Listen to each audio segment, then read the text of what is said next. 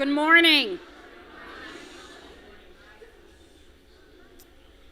Good morning, everyone. Thank you for that wonderful response. I'm Malu Harrison, and I serve as a Dean of Students here at the college, Miami-Dade College, and the North Campus in particular. And it's truly a pleasure to welcome each and every one of you here this morning. Go Ravens!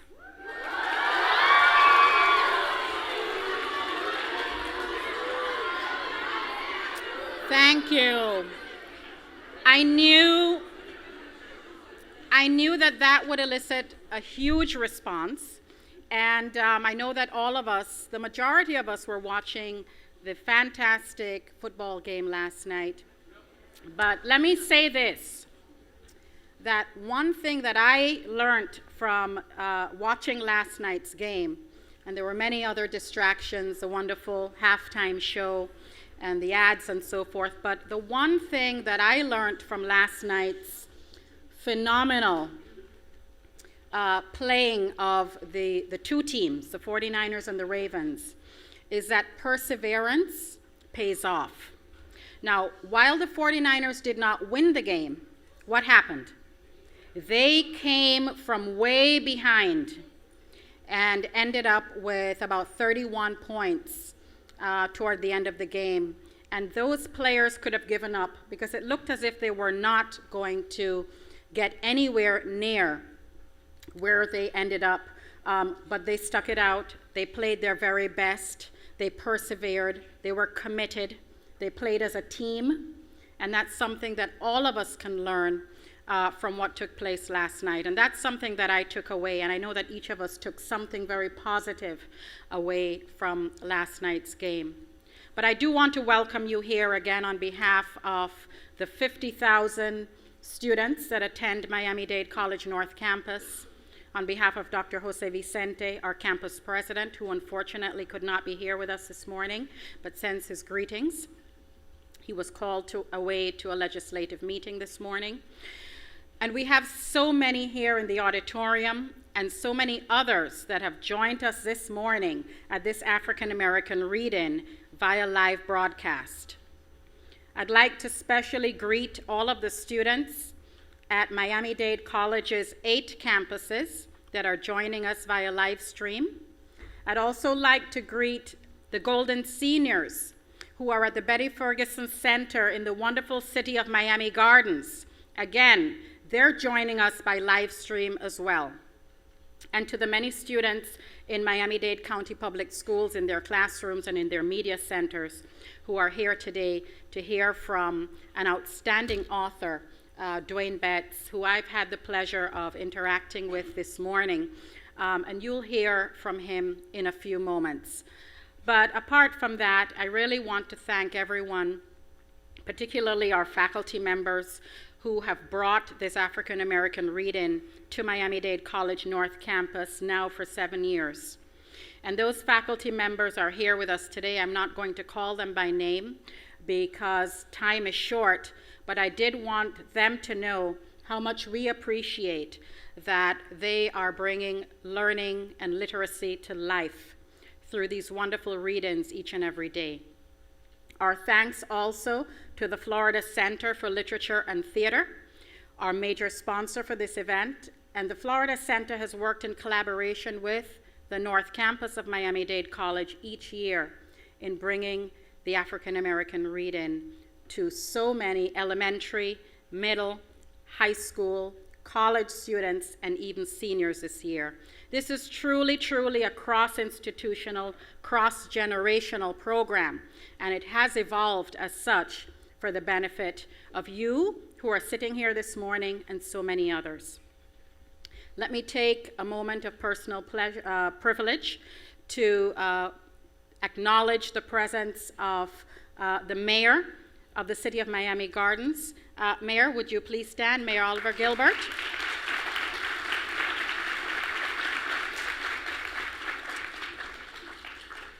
I'd also like to take another moment to introduce Councilwoman Felicia. Would you please stand?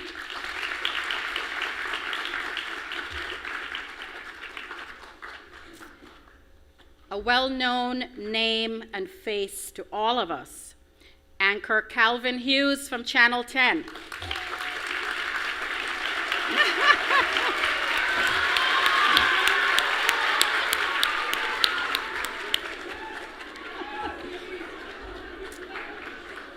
That was absolutely wonderful, and you know that behind every successful man, there is an outstanding woman, and I'd like to also recognize Ms. Bacardi Jackson.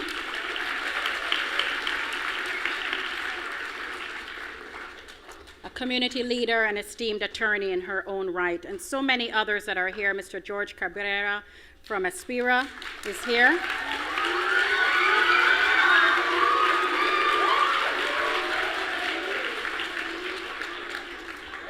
Our colleagues from Barry and from Broward College, Ms. Sonia Seals-Holtz from MOCA,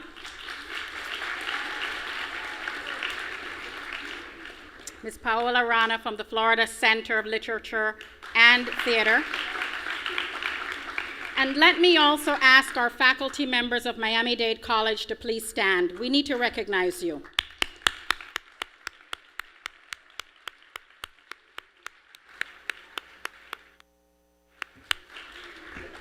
And all the teachers of the high schools that are here, the middle schools that are here, thank you so much for everything that you do every single day for our children in the schools.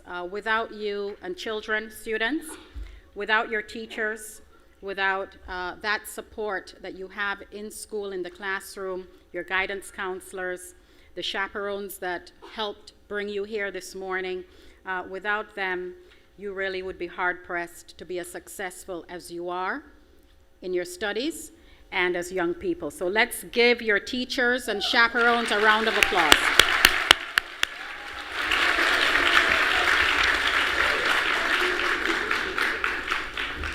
In closing, let me say again that the African American Reading promotes literacy and reading. For those of you who read every day, my commendations to you. For those of you who write every day and document your thoughts, my commendations to you. Today's read-in aligns our program with Miami-Dade College's learning outcomes on personal and civic responsibility. Don't forget to give back to your communities. Don't forget to help each other and bring each other along as you go forward in life. And with that, let me wish you a most productive morning.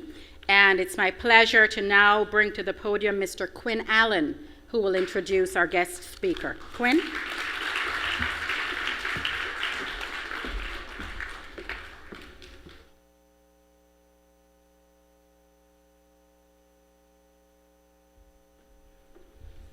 I'd like to start off by saying that time sure does fly.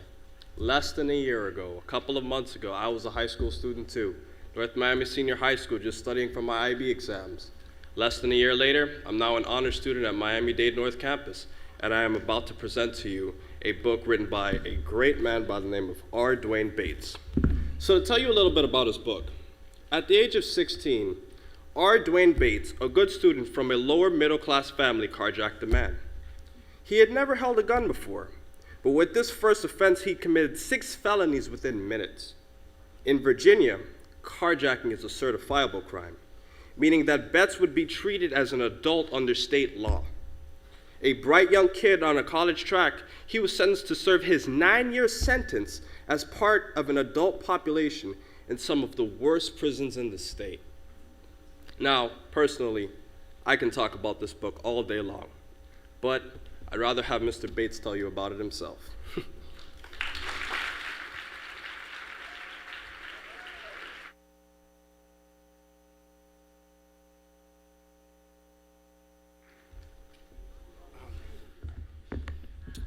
So how you guys doing? I think I would be a failure if I didn't say this first. So two really important things about me that you have to know. The only way that it's possible for me to come here is because my wife, Therese, well, her name is Therese, but because my wife is willing to do the dragon's load and all of the heavy lifting while I'm gone. And what that consists of is getting my 2 boys, 1 and 5. And I don't really know if any of you guys remember being ages 1 and 5, but basically it's an incredibly difficult age in the world to get somebody up and dressed and ready for school in the morning. And so on the occasions when I have to travel, you know, she does all that heavy lifting and allows me to come and speak to you. So they say behind every man, every good man is a good woman. It's probably behind every good man is a great woman. So, and it's kind of cool. She'll never hear that either. And but the second interesting thing about that story, before I get into the actual other things I wanted to say, is that community college has been very important in my life, not just because it set the tone for my own academic career, but because, in fact, that's where I met my wife. And so if my wife hadn't been a community college student and I hadn't been a community college student, we would not have met.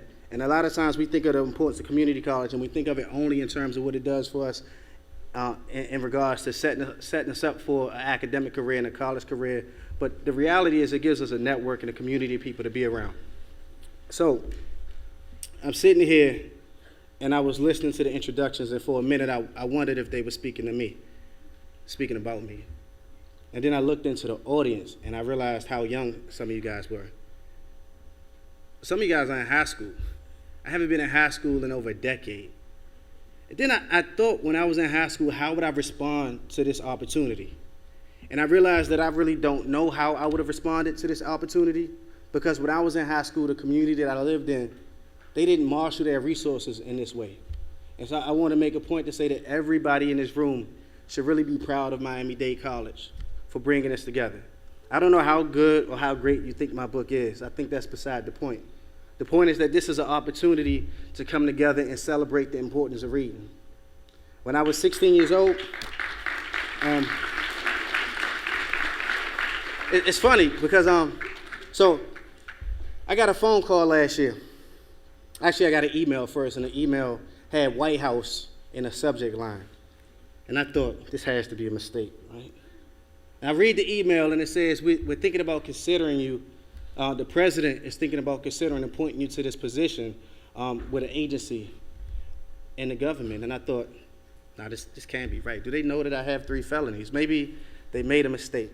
And so I sent them an email back, and I said, yes, I of course I want to do it. And it's basically a coordinating council member of the Office of Juvenile Justice and Delinquency Prevention. But it's not important what the position is. What's important is that I got this phone call later. And in the phone call, the man said, is there anything about you that we need to know? In fact, can you just tell us your whole story and let us know? And they already knew that I'd been in prison, and I had to tell them that again. And then they asked me a bunch of questions. And I thought about the questions, and I answered the questions. But what I thought about most was, it is no way on earth that they are going to appoint me to this position. I didn't even speak about it publicly because I thought the election is coming up, and, there's no way in the world that I will get appointed by the president to anything.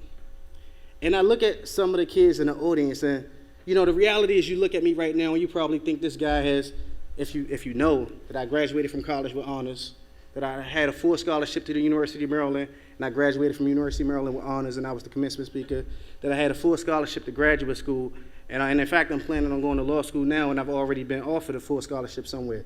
And because of those credentials, you might think that I'm nothing like you.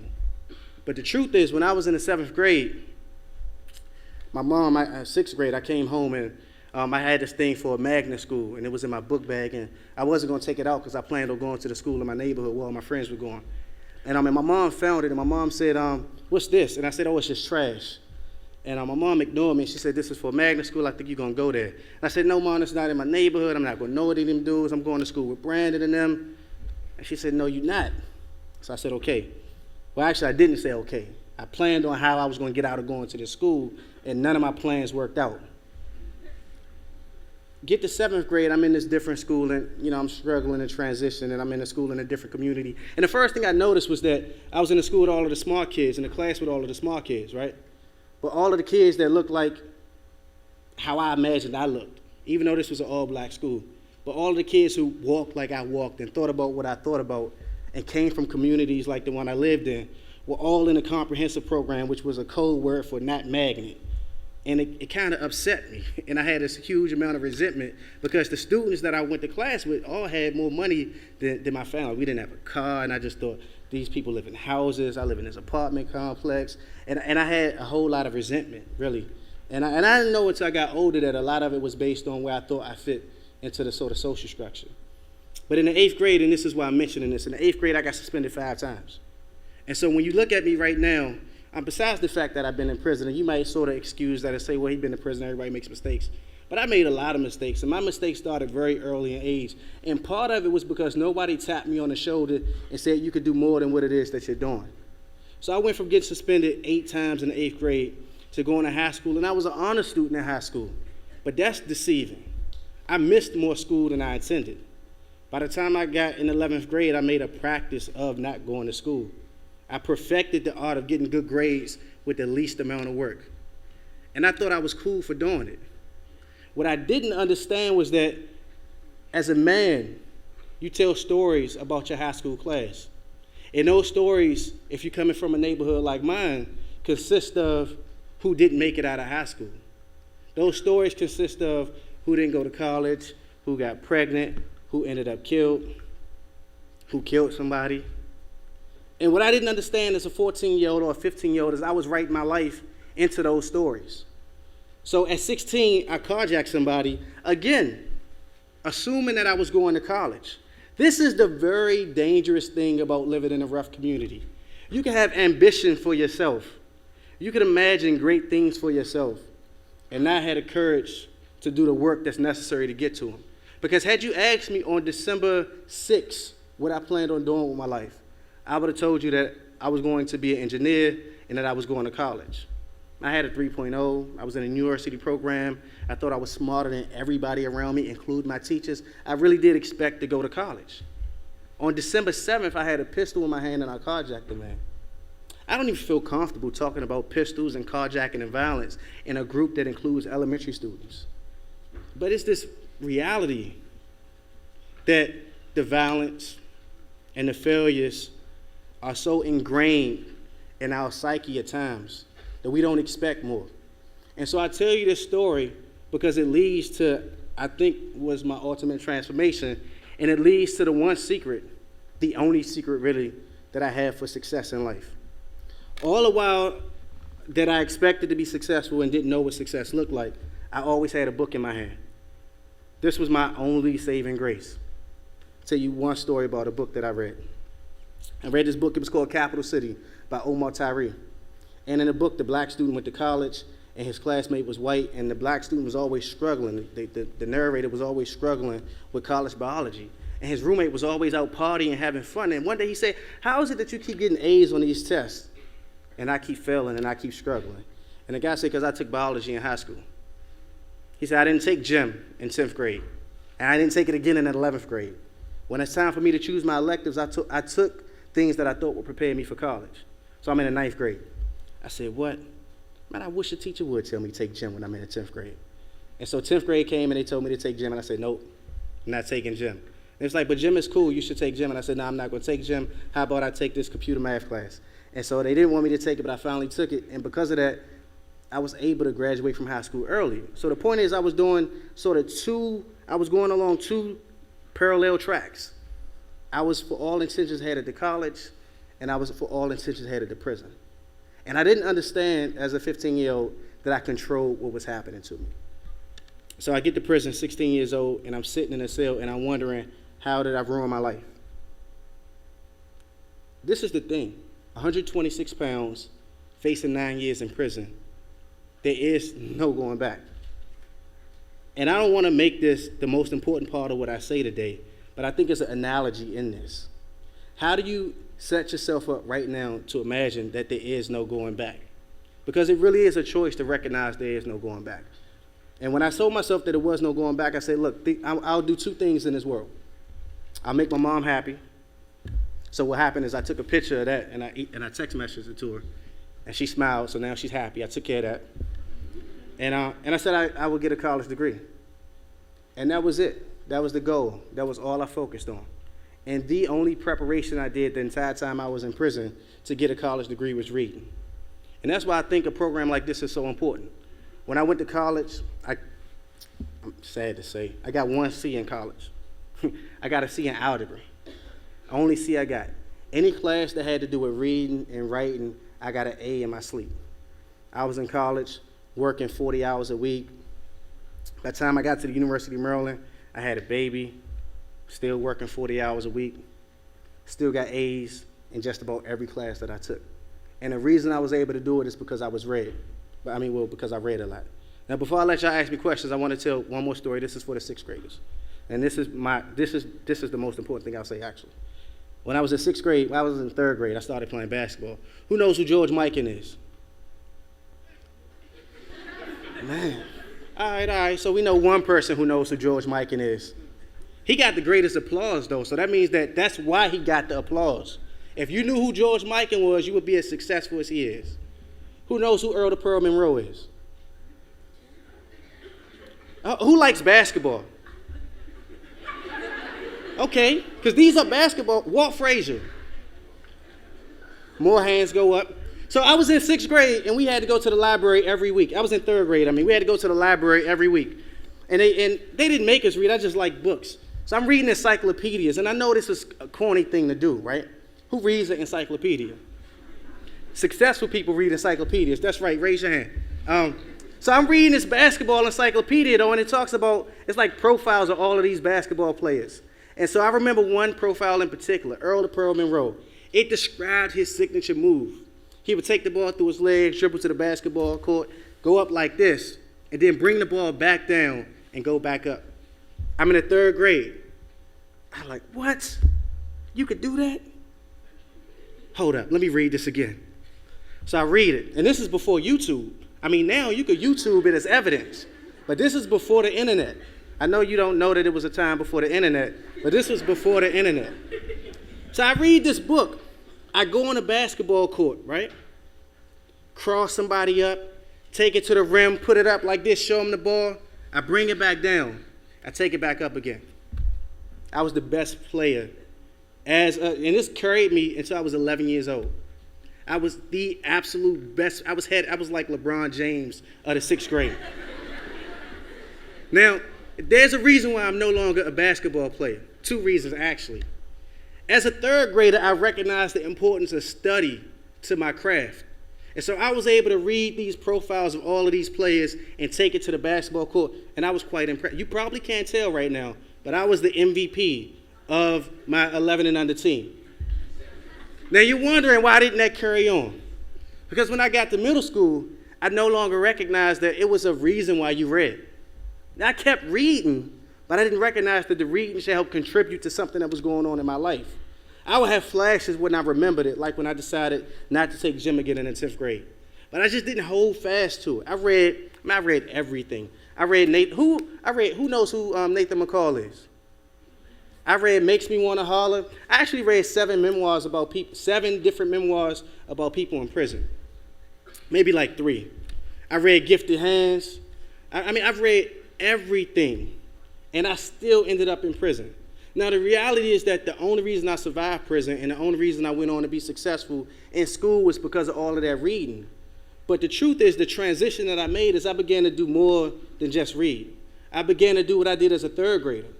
I thought reading was fun, and I thought it had a purpose, and I would read something, and I would think about it, and I would apply it to my life. At some point, between 7th grade and 11th grade, I stopped doing that, and that's how I ended up in prison. If you do that now, not only will you not end up in prison, but you'll end up accomplishing your dreams. Somebody quoted this before, and then I'll ask you if you have questions, but they said education is the great equalizer. I'm not sure if that's true, but I am certain it is. You will understand whatever you're going through much better if you are educated.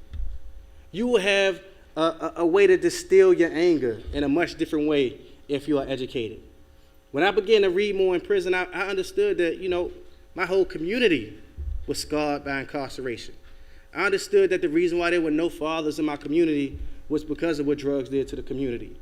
And I had a very, very, very different opinion and view of my role in the world once I began to consider again what it was that I was reading. And so, because time is short, going to stop and see if y'all have any questions. That's usually the most interesting part of this anyway. I'm really impressed by the high school students and especially the elementary school and middle school students. Y'all have been very respectful, so thank you. And my man has his hand up. Come to them. Well, yell it out and see if I can hear you first.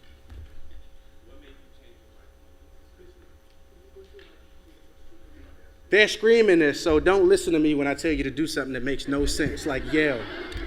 This is like yelling in class. His question was what made me change my life, but I'm going to let him ask it again because this is his first time on camera. What made you change your life in prison? Okay, so he said, what made me change my life in prison?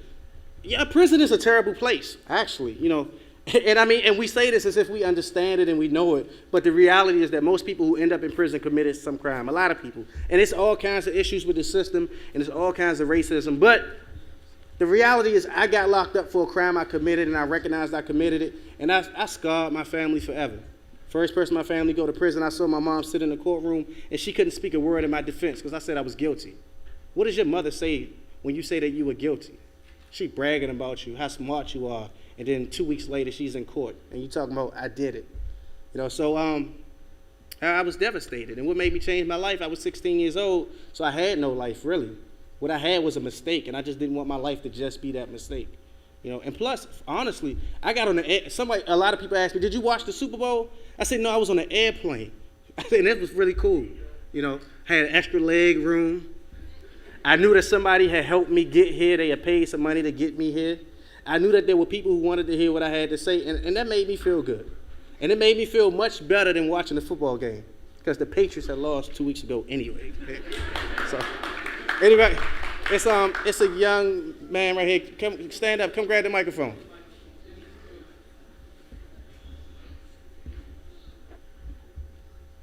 Why did you carjack that guy?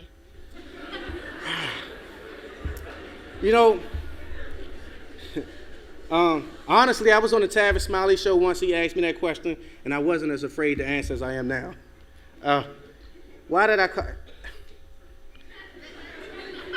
So this is the danger, and I think it's very important coming from a young man. When I was in the 7th grade, a friend of mine, man, look, I shouldn't even tell this story. When I was in the 7th grade, a friend of mine, we were best friends, me, my man Rolando, and, well, I'm not going to use their names, but me, this guy, and this girl, we were best friends. We talk on three-way all the time.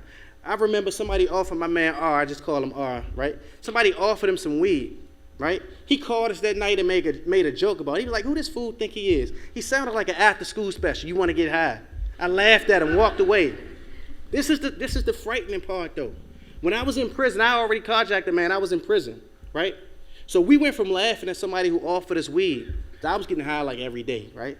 I'm in prison already. My man R, who told me this story initially, had killed somebody. He wrote me a letter, said somebody tried to smoke me on my porch, so I killed him. And now you got to ask this question. How do you go? I shouldn't even be telling you. How old are you? How old are you? 12. This is not even a conversation for a 12-year-old. But I was 12. No, I was 12 the first time somebody told me about carjacking a man. 12. I'm in the parking lot with some old heads that I admired, and the story that they told me to impress me was about carjacking somebody. So when you say, why did I do it? I think the more important question is, why didn't I do it? Because why wouldn't I have done it living in a community where war stories that you hear as a 12-year-old are about carjacking? So if the question is, why didn't I do it, it's because I didn't have an opportunity like this. And if the question is, why wasn't I smart enough not to do it even though I knew better? I can't answer that one. What I can say is, you got to set up things around you that mitigate the negative influences, right? So you got to have mentors. You got to think about having mentors. Life could be fun. Life could be exciting. Or life could be terrible. And prison is a terrible place. And you actually get an opportunity to choose. It's a young kid from high school now that I talk to all the time. When I was 16, I would have never thought to write somebody that was accomplished and successful and try to build a mentorship relationship, right? But you could do that. And had I thought to do that as a 16-year-old, I would have went to college. Somebody said, aren't you happy you went to prison? I mean, what would you have been had you not gone to prison? This is the part where I usually curse, but I'm telling you, I have self-control now. And the person said, what would you have been if you hadn't gone to prison? I said, I would have been the president. And they were like, what, are you serious? I was like, listen, I could be whatever it is that I want to be in this world. And the only reason that I can't be the president now is because I went to prison. You know, I set my own expectations. The reason why I carjacked them is because at 16 I wasn't setting my own expectations. Because again, the day before I would have told you I wanted to go to college. You know, you have to, look, you get what you work for. And I worked very hard to go to prison. I did. I worked hard. I was getting high all the time. I put a gun in my hand. I robbed somebody. I worked hard to go to prison. And I got it because I worked for it. And when I finally got it, I realized how I built a monument of failure of my own life. And then I worked really hard to change that. And at this point, I think I have somewhat. And I got 2 sons that I'm definitely going to change it for them.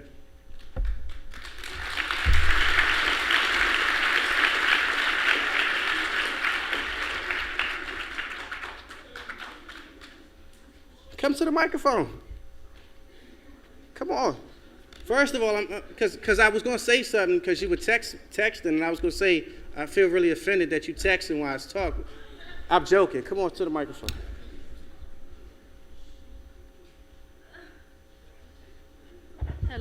Hello. Okay. Being from you, all your success right now, because you know you had coming from what you did in your life to now. I know you've been criticized about, oh, you're not going to make it and stuff like that. So, how did you keep a positive thought and No, that's good. That's a good question. So, like, how did you keep focus on, like, when did you really make up in your mind besides jail, okay, this what I'm going to do? I got you. So I'm going to tell you this story. Yeah, you can sit back down. So, he said, I'm feeling like Quasimodo with all this weight on my shoulder. Y'all know who Wale is? I was really sad to find out I didn't know who Quasimodo was. I liked that line, but I didn't know who Quasimodo was, right? And so you got to read The Hunchback of Notre Dame to find out. I'm not telling you. But he had this line that says, feeling like Quasimodo with all this weight on my shoulder. And you know, it's this real interesting thing, man. I went to college. I went to University of Maryland as soon as I got out of prison. So look, I want to go to college. The guy said, yeah, but you know, applications were due 3 months ago. It's like, I mean, no, what does that mean? And he said, you might want to go to community college, right? He said, you go to community college for a semester, then you transfer. I said, okay. I went to community college. I tested in the honors English. I go to this program. I go to the woman who runs it to get signed in. She says, you're kind of old to just be starting college for somebody so intelligent. What's going on? So I thought she saw it through me, right? I thought I had bars on my shirt or something. So I said, I just got out of prison. And she said, and now, you know, I'm thinking that she'd be, you know, flabbergasted or something. She says, for somebody so smart, you must have did something that's extremely stupid to end up in prison for that long. I said, all right, you know, whatever. So she signs me up for honors English. 2 weeks in the honors English, I find out that it's a thing called the Honors Academy. I go back to her, I said, oh, what's this about the Honors Academy? You get a full scholarship? She said, yeah, but you haven't any grades. And, you know, you got to have a 4.0 to get into the Honors Academy. And I just got to be honest with you. You haven't been in school in 9 years, and I'm not sure if you're that kind of student. Like, man, are you serious? You just going to talk to me like that after I told you I was brilliant? It's like, okay. So I got an A on the exam, right? So what happened is, every time somebody told me what I couldn't do, I put it on my shoulder. And I say, I see you in 2 weeks. Come back, tell her what I got on the exam. So you got an A? Still just one A. You know, you taking 6 classes. Talk to me at the end of the semester. Every time I got an A, I would just come to her. Look, I got an A. I need some advice. And at some point, our relationship changed, and she ended up like being one of my biggest advocates. But I say that to say that, first of all, if you want people to treat you different, you first have to show them different. Period. If I made a list of people who showed me respect now and people who discounted what I could do, the people who discount what I could do would really be insignificant. If I made that same list when I came home, everybody was on the discount side. I tell my mom, I say, Mom, I'm going to college. She say, that's cool. In the back of her head, she's thinking, you know, nobody in our family has ever graduated from college. And I mean, I know you brilliant, and I look, you my only son. I love you, but, you know, you are also the first one to go to prison. Why don't we work on a job first, right? And so the point is, though, if I want those people in my life to expect different, I have to do different. And you can't always look at somebody doubting you as being insignificant. You can begin to look at it as being insignificant once you prove them wrong. But first, use it as fuel. Yeah, I had a teacher once that told me I was going. I had a teacher once when I was in 11th grade. I had a friend of mine that got killed. He was man, I remember he was selling drugs. I remember he showed me his pistol with the key and all of that, and he was like, yeah, blah blah blah. I was like, cool. He had always had money, And man, somebody tried to rob him, and then they killed him with his own gun. And the sad thing is, I went to school with the dudes that did it too. But that's not the point. This happened when I was in 10th grade. When I was in 11th grade, this woman, me and him always had lunch detention because we stayed in trouble. The woman who ran lunch detention one day, she got mad at me. She said, "You're gonna end up just like Charles." I was like, damn. And then what I did, instead of proving her wrong, right, is I stopped going to her office during lunchtime to stay out of trouble, and I started hanging with my friends, and getting in trouble. And I became worse. And I ended up proving her prophecy correct. And so my piece of advice for you is never fall asleep in your enemy's dream. Your enemy is that person that tells you what you won't be in life. And that's their dream for you. And it's very seductive because it might even seem true, right? But when you fall asleep in that dream, you end up making it a self-fulfilling prophecy. You got to resist that. If I was like older and like if I was my grandma, I would say rebuke the devil or something, you know what I mean? But you got to resist that. You got to resist the temptation to fall asleep in your enemy's dream. You got to hold fast to the dreams you have for yourself and work to accomplish those things. All right, anybody else? Hello, hi, how are you doing? Good. Basically, a question that I had was, I know when you got out of jail, like, were you in the same environment that you grew up in? Because I know that people, like, when they come from a situation like that and they come out of jail and they come back to that same environment, it's kind of hard for them to get out of their way. I was fortunate. One, I went to prison at 16, and I stayed in until I was 24. So when I came home, I had no friends, one. Two, my mom had moved, and so I was in a completely different environment. Three, that wouldn't have mattered at all because I was working 40 hours a week, so my environment was my job in college, right? So, I mean, but that is not to sort of dismiss the difficulties of that people encounter. I mean, it's hard. But, hey, look, it's a lot of things that's hard, and you got to do it anyway. I think the fact that it's difficult is not an excuse not to do it. If it was somebody else, we could have a longer conversation one-on-one with a person about the strategies that they have to employ to make it despite the difficulties around them. But the reality is there are people who have been successful before. And it all depends on how you measure success anyway. Success is not necessarily standing here up on this stage. I mean, I would have loved for my dad to just come home every night and be like, "What's up, son? Let's kick it." And he didn't do that. And I mean, we cool now, but the point is he didn't do that. And so the way you measure success is a wide barometer for success. But one thing that we know is failure. And failure, it consists of a certain few extraordinary events in our life, and you could avoid those, no matter what community you live in. I mean, at least you could work damn hard to avoid them, and somebody could say, he didn't make it, but he tried, Oh, stand in line because there's somebody who posted up in line. It's a line, so I'll let him go and then you go. Come to the microphone, though, so that you could go right after him. You were in prison for 9 years. My question that's been eating me up, is how was it that you were able to prepare yourself? You had the capability, to quit. At the moment where you're in prison, where people could have just told you to stop and all that stuff. How is it that for 9 years were you able to keep up and be prepared for what was coming up ahead for you? So I'm gonna tell you. So look at it this way, right? It's a dude over there in the corner that want to laugh. He want to play with his friends, right? And it's easy too, because he young enough where we're gonna excuse him. But he not. He's sitting calmly. He's sitting quietly. He's listening. He's not even interested in what I'm saying, but he's still sitting calmly and listening. It's another group who's laughing and joking, and I'm not mad at them because they're young. But the question becomes, how come it's this other kid who is less interested than they are isn't laughing? Because he decided right now that what he do is going to be a reflection not only on himself, but his school and his parents. So it's something that's stronger in him that says that he wants to stand up in this moment than that he wants to fall down. And when I was in prison, I wanted to stand up. Yeah, it was difficult. But right now, I get letters from men that I serve time with that say, "Listen, man, I saw you on TV. Do you understand what that means?" And I didn't know that was possible when I was in prison. But what I knew is that, look, you have two choices. You stand or you fall.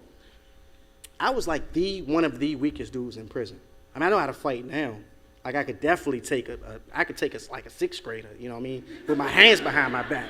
But But I couldn't fight when I was 16. So I went to prison knowing that I was the least equipped to physically survive. My back was like, proverbially up against the wall.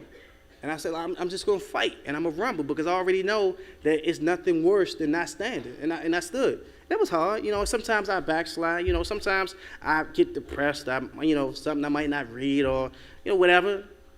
But, I pushed, and I persevered, and I had some goals. You make a decision, man. You make a decision, and at the end of the day, your life is short enough that you have no excuse to not stand up for all of it, That's not a good answer, but that's the only answer. Imagine being a soldier. You scared to death. They sent you to Iraq.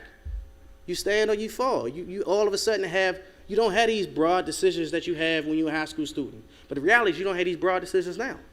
You stand or you fail, man, and you live the rest of your life like that. They say, why do you do it? Because I decided to do it. I have 2 questions. The first one is, do you feel like by you being in a single parent home that would cause the effect of you going to prison? No. And the second one is, did your mama stand behind you while you was in prison? Yes. The first answer I said no, and it seemed rather dismissive because I hate when people try to, and I know you weren't trying to do that. No, because but, they say that. Right. So publicly, people often say that one of the problems in the black community or in any minority community or any community in general is the fact that you come from a single parent. And look, when I got sentenced, like they let you testify. My whole family got up and they got to the stage and they was like, look, he did it. He didn't have a father in the home. I'm sitting there listening, like, damn, I have a father in the home. I was doomed from the jump. Nobody tell me this. If you would have known I was going to prison, why the hell? I could have just quit early on. So then the judge says, do you have anything to say on your own behalf? And I stand up and I say, look, Your Honor, I apologize to the victim, I apologize to my family, but I want to make it clear that I did not commit this crime because my father wasn't in my house. That's the proudest moment of my life, right? And this was completely out the blue because I had no idea that my family would get up there and say, they basically got up there and said his mama did it. I was like, damn, I thought y'all loved my mom, And so my point is this, though. It takes a whole community to raise anybody. If I made a list right now of the people that support me in my endeavors, you'll be like, damn, you ask people like that for help? You have that many people that you ask for. Like 10 people read my personal essay for my scholarship, for my law school application. And I wrote a book. And I had 10 different people read. None of those people have ever written a book, right? And yet I had 10 different people read my essay for law school. 10 different people. Not all of them are lawyers. I don't even like all of them. No, I'm joking. So my point is that, one of the things that you have to think about if you come from a single parent home or whatever is how do you marshal your resources? My son has a lot of resources because me and my wife have a lot of resources. I didn't have a lot of resources as a child because I just didn't think about the importance of having resources. In fact, I got cousins now who still think they need to do it on their own. I have cousins now who are in college who fail, right, and never called me. I'm like, dude, I got straight A's. You just gonna fail English and I wrote a book? You're not gonna ask me for help? Man, I don't know. And the thing is, if we weren't broke, right? If we didn't come from the community that we came from, we would know that asking for help is not a bad thing. We would know that. And so that's one of the things is you have to recognize it. And my mom, I'm my only son. You know what I mean? My mom was my rock. And my mom is stronger in many ways than I can ever or will ever be. And I think somebody say, well, why do you do what you do? The reality is I recognize that women and communities that I come from deal with men rolling out, deal with poverty, deal with sexual violence against women. They dealt with things that, I can never imagine having to deal with. And they didn't deal with it as, these abstract notions that, sociologists or psychologists or, news commentators discuss, right? They dealt with it as the things that threatened to ruin them every day. And they kept walking. And so even, the women I know who didn't perform how they might have performed under pressure, I now recognize what that pressure was like, and I would never blame them for any of my failures or any failures of anybody that I know. Oh, she was here first. And there you go. Would you ever in the gang? You was in the gang? Oh, was I in a gang? Yeah. I grew up in Maryland. I grew up in Suitland, Maryland, so we didn't really have gangs like that. We had neighborhoods. And it's kind of the same thing, but I wasn't in a gang. And when I was in prison, I kind of, they had gangs in prison, and they had sort of the similar sort of cliques and groups. And I just decided I wanted to stand on my own, man. So I worked very hard not to, I knew everybody because I was a law clerk and everybody came to me. I taught myself Spanish, so I was like one of the few black cats. Because in Virginia, it's a huge Hispanic population in Virginia too, but it's very segregated. And I was like one of the few black cats who, well, I was the only black dude who used to play soccer talking Spanish, right? So I had a lot of, quote unquote friends in prison, but I was never in a gang. And one of the reasons is because I don't know. I mean, I just was lucky that I didn't grow up in a community that was gang heavy, and I wanted to build my life apart from that once I got in prison. So maybe it's just luck or circumstance, but no, we didn't have gangs. Where do you think your life would be right now if you had got away with the hijack? Oh, if I got away with it, I don't know. I mean, that's a good question. It's actually a dangerous question because had I gotten away with it, I might have thought I could do it again. I also might have decided that was the worst mistake of my life and never did it again. But I don't know. I think what it is though is if you're in a situation where you did something you think you got away with it or whatever, I think what you do is you look to what you want your future to be, and I hope that I would have been able to look to what I wanted my future to be and hold fast to that to a degree that I wasn't able to at 15. I hope that had I got away with the crime, I would have been able to do it. But it's hard to say. It's hard to say. The only thing I can say is what I was able to become given that particular failure. Hi, we have a couple questions from our Meek Center, one of our remote sites. The first one is, what is your motive in life? I think I got a couple of motives. One of them is pretty crass, but it's, think about this. Childcare is really expensive. And then you think about how expensive childcare is, and then think about how expensive sort of programs that you might want your child to be part of. It's like I never learned how to play a musical instrument. It was too expensive. So some of my motivations is just to give my family a different life than I had. But other motivations, I have friends who are very close to me who will likely spend the rest of their life in prison. And part of it is because of mistakes they made, but part of it is because they couldn't envision themselves a part of a larger community. So my motivation is to see myself as a part of a larger community and help change that community when it's negative to whatever degree I can, and help do something for my friends who are still in prison. Speaking of your family, here's another question. It says, you stated that you will make sure that your sons will not follow in your footsteps. But what if everything you try to prevent them from still comes to pass? What road or advice do you take or give to them? See, I can't even fathom that question, and I just can't. I can't, because imagine asking like Mitt Romney that question, or imagine asking George Bush that question. No, seriously. If you're President Bush, and they say, well, what do you want for your son? I don't know, man. Maybe he'll be the president. And nobody laughs at him when he says that, and then his son becomes the president, and his other son is the governor. I'm not even going to entertain the question that my son's going to go to prison. I mean, to me, I just can't fathom it, and I won't entertain it. And primarily, I won't entertain it because people from other communities do not have to.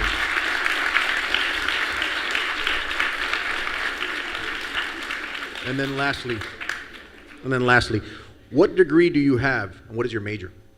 I have an associate's degree in general studies from Prince George's Community College. Shout out, I have a bachelor's in science, a bachelor's in arts, and my major was English from the University of Maryland. I have an MFA in poetry from Warren Wilson College, and I'll be starting law school somewhere in August, and then I have a law degree in a few years. Thank you. What inspired you to write your book? What inspired me? Yeah. I had a baby on the way. Actually, I started a book club. I started a book club at Caribou Books. It was called Young Men Read. This is a funny story. A woman walked into my bookstore one day, and she said, I want to buy a book. I sold her the book. I said, why don't you buy one for your son? She had her son with her. Her son was like 6, right? She said, nah, I'm good. I said, I'll give you 10% off. She said, nah, I'm good. I said, 15% off. Nah, I'm good. 20% off. Nah, I'm good. I'm thinking to myself, this was wrong with black people now. Right? So the woman leaves the bookstore, and later on that night, I called my friend, I'll send her an email. I say, look, you know what happened today at the bookstore? This black woman had the nerve to come in and buy a book for herself and not for her son. That's what's wrong with black people today. My friend says, maybe she ain't had no money. So I ain't think about that. She said, matter of fact, what are you doing to help young black men read anyway? What are you doing to help anybody read? That shit is just ridiculous, what you just said.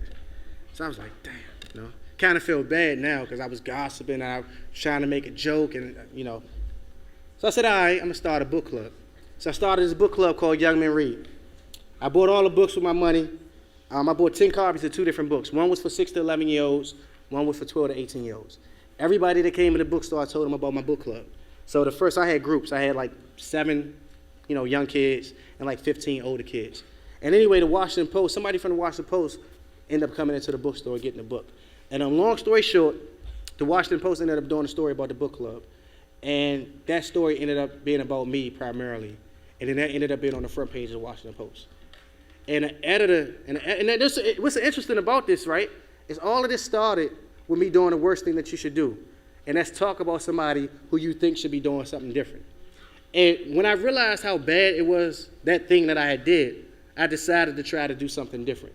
And so I did something for the community, had no intention on being in the newspaper. In fact, when they first said, we want to do a story about you, I was like, they found out I'd been in prison, and they was like, we want to put that in the story. I said, nah, I'm good. And me and the woman got to, like, really, we got to arguing, and she was like, look, this public record. Do the families know you've been in prison? And I was like, oh, hold fast. What? No, they don't know, but I'm about to call them right now so they do know, because I'm not ashamed, and I don't know what you're trying to insinuate, but I am insulted. And I told all of the parents that I had been in prison, and anyway, they killed the story. And then the first woman that I met, she asked me, why don't you want to do it? And I said, because look, I did 8.5 years in prison. My mom had to live through that. I don't want my mom having to deal with me being in the newspaper for being in prison. And she said, what if I talk to your mom? And so she talked to her mom, and my mom was like, all right, yo, you know, Dwayne, if you want to do it, that's cool. And we all thought it was going to be in the back of the Metro section, because really, who puts, you know, 25-year-old ex-felons on the front cover of the Washington Post, right? And I ended up being on the front page of Washington Post, and the editor saw the story and said, was interested in writing a book. And so it really fell in my lap in this, like, miraculous kind of way. And it all started because I voiced a very ignorant comment to a friend, and my friend checked me on it. And this is the thing. What role do you play in the lives of your friends? Because somebody always does something that's ignorant around you. I mean, it's going to happen. And that doesn't mean that they bad people. It just means that maybe they made a misstatement, right? Are you going to have the strength to check them? Because this woman could have just said, yeah, I know. Ain't that crazy? And just let it roll. But she didn't. She was like, no, you wrong, right? And she challenged me, and I met the challenge, and my whole life changed because of it. And the point is that you really don't know what small, insignificant event or event that you think is insignificant will profoundly change the rest of your life. I wrote the book and my life changed, you know, for real. Just changed forever. So. I guess that means we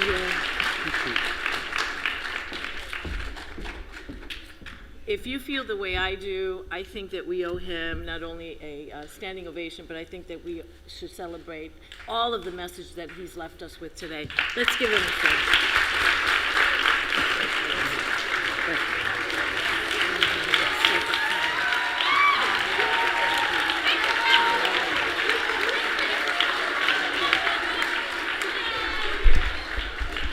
One of the things that I despise the most is that we're so constrained by time. And unfortunately, we have to close, but we do want to thank him for not only coming, and I think that you did a wonderful job. The audience has been wonderful. This is where we're going to ask our several of our faculty members to help us out with the students. But we just want to thank the community at large, the Betty Ferguson Center. Thank you. The campuses that are watching us currently, thank you for viewing with us, and we will hopefully see you soon with another event. Thank you. Thank you.